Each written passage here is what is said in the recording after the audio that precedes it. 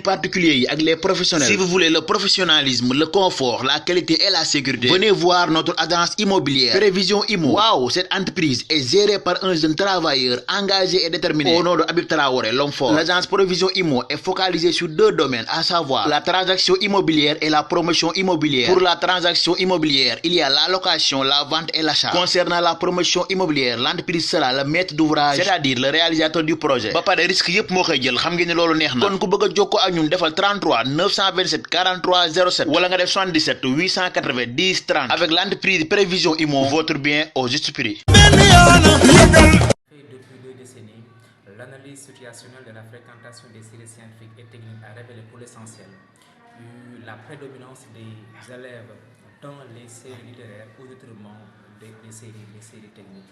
Et bien, face à ce constat national, qui du reste est transnational pour ne pas dire international, il était important de mener une étude afin de cerner d'une part ce qui explique le faible accès des élèves dans les séries scientifiques et techniques, et d'autre part ce qui pourrait expliquer le non-maintien des élèves qui sont orientés dans les séries scientifiques, et partant de ce constat, de formuler des stratégies viables de remédiation. Nous avons fait le tour des inspections d'académie du Sénégal. Aujourd'hui, c'est le tour de l'inspection d'académie de Kaffrine et nous sommes là pour partager les résultats avec les acteurs de Kaffrine afin de recueillir les recommandations pour la promotion des sciences dans l'académie de Kaffrine. Eh bien, au niveau national, l'étude a montré qu'il y a des facteurs d'ordre psychologique, des facteurs d'ordre pédagogique, institutionnel et socio-culturel qui se combinent d'une certaine manière pour expliquer non seulement le faible accès des élèves dans les séries scientifiques et techniques, mais aussi le non-maintien des élèves dans les séries scientifiques et techniques.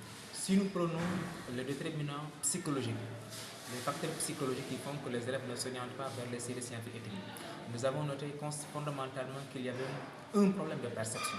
Les élèves perçoivent mal les séries scientifiques et particulièrement les élèves perçoivent mal les mathématiques, ils perçoivent mal les sciences physiques et ils perçoivent mal la science de la vie et de la terre. Les élèves également n'ont pas une bonne perception des styles d'enseignement des professeurs et les élèves également n'ont pas une bonne perception de l'évaluation. Il y a fondamentalement un problème d'évaluation. Toujours dans le volet psychologique, l'étude a montré que les idées et les mots qu'ils associent aux maths et aux sciences donc, sont globalement négatifs. Au-delà de cela, l'étude a montré qu'il y avait un manque de gestion émotionnelle au niveau de la classe. Les enseignants de maths, PS et SVT ne peuvent pas ou n'abordent pas correctement les contenus pédagogiques. Ils ne savent pas comment encourager, comment motiver davantage les élèves. Donc, il y a également les attentes. Les élèves développent des attentes qui ne sont pas prises en charge par les élèves. L'étude a montré que si vous interrogez les élèves, la plupart veulent comprendre. Ils disent, nous voulons comprendre, nous voulons que les professeurs nous poussent à comprendre les leçons, nous voulons que les professeurs nous écoutent quand nous posons des questions. Toutes choses qui montrent que les professeurs doivent encore bénéficier d'une certaine formation continue afin de maintenir les élèves au niveau de ces séries. Si nous prenons la dimension pédagogique, nous nous sommes rendu compte que la langue d'enseignement, le français, n'est pas bien maîtrisé. Et au-delà, si vous prenez les contenus pédagogiques, on s'est rendu compte que ce qu'on apprend en termes de mathématiques, de sciences physiques, de sciences de la vie et de la terre n'est pas conforme à la réalité quotidienne. Ce qui fait que les élèves n'assimilent pas correctement les contenus pédagogiques.